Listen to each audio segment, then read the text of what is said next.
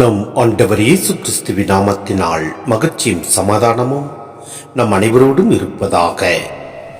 அபக்குக் 2:1-4 முடிய. நான் காவல் மாடத்தில் நிற்பேன், கோட்டை மேல் நின்று காவல் புரிவேன்.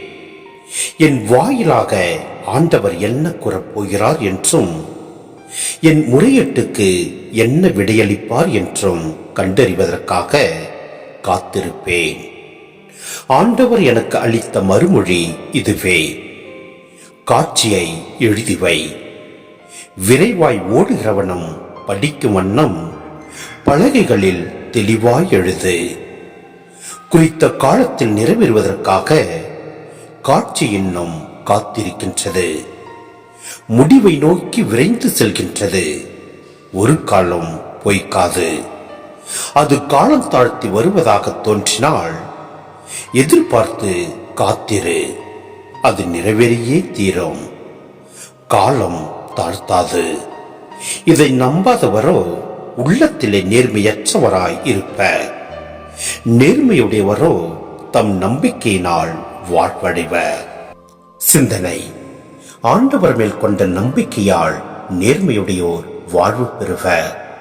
ஆதலால் துன்பங்களுக்கு நடுவிலும் தம் மீது நம்பிக்கை கொள்பவர்களை காக்க வல்லவராக ஆண்டவர் இருக்கின்றார் என்பதை எடுத்து எம்பி யூதாவில் ஆண்டவர் மீது நம்பிக்கை கொண்டு வாழும் மக்களுக்கு உறுதியூட்டுகின்றார் அபக்குக்.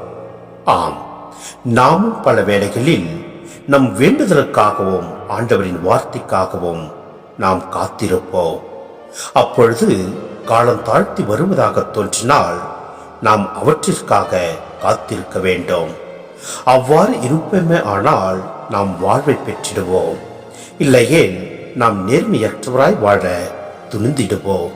எனவே எவ்வளவு நாட்கள் ஆனாலும், எவ்வளவு ஆண்டுகள் ஆனாலும் நம் ஆண்டவர் மீது முழு நம்பிக்கை வைத்து காத்திருப்போம்.